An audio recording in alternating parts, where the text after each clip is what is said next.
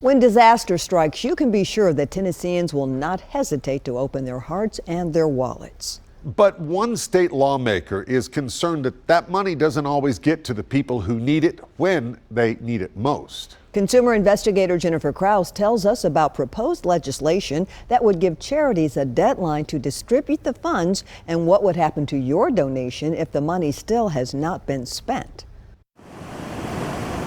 After the historic flooding in Humphreys and Dixon counties in 2021, State Senator Mark Pody says people he knows needed help. And they weren't getting the help. And we had talked and said there was some nonprofits that still had money. And it seemed that they didn't want to release that money because they were saying, well, we might need it for long term. That's why Pody is now sponsoring Senate Bill 594, which, if approved, would require charities that collect money after declared disasters in Tennessee to spend or distribute that money on disaster relief within 2 years. Under Pody's bill, any money not spent within 2 years would be transferred from the charity to a fund managed by TEMA and used for future disaster relief in the state. The people that gave that money had the anticipation that that money would have been used for those individuals immediately. You know, after a year or two, there's other resources that they could get. It's no longer an emergency. I understand that, that from his perspective from that standpoint. But Hal Cato disagrees with Pody and his legislation. Recovery is not a sprint, it's a marathon. Cato recently became president of the Community Foundation of Middle Tennessee,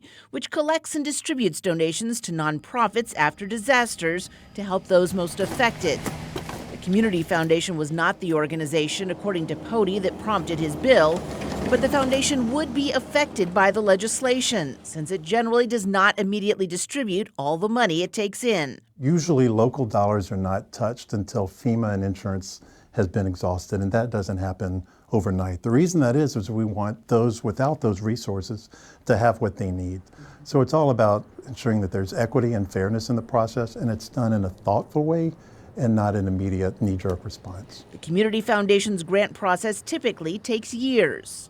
It took 3 years to spend all the money after the 2010 flooding, and 2 years after the Christmas Day bombing in downtown.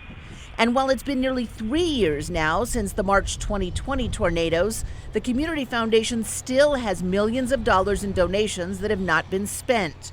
Of the more than $12.5 million the Community Foundation took in, it's given more than $8.5 million in aid to nonprofits, $1 million to its Metro Disaster Fund, and another $250,000 to its Tennessee Emergency Disaster Fund, both after wind and flood damage in 2021. But there is still more than $2.5 million sitting in the tornado account. Holding that emergency money that was given to them through the kindness of Tennesseans, and they just hold that money, that's wrong. If they don't have a plan for that money, we need to get that to other emergencies where people have wanted it to go help somebody immediately. Pody believes more than 2 years is too long. After a year or two, the people have gone on with their lives. They've got their houses fixed. They've gotten their jobs back. They're back into normal society, normally working, and they're no longer saying, hey, we need this money, where is it? Yeah, come and spend some time driving around communities that have suffered and are struggling and talk to survivors and those families who, it's more than rebuilding a structure and a system. It's looking at the long-term mental, physical, financial, and emotional needs that survivors have. We like the work that they're doing. We really, really do. I don't want to step on any charity.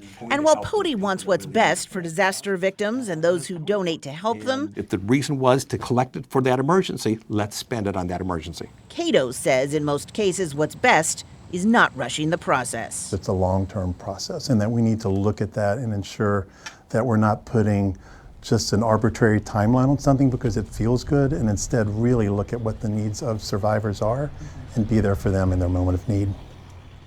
Senator Pody is now talking with the Community Foundation and other charities across the state, getting input from them. Meanwhile, the Community Foundation has a committee now trying to decide what to do with that $2.5 million left over in the tornado fund. As soon as they decide, we'll let you know. Jennifer Krause, News Channel 5 Investigates.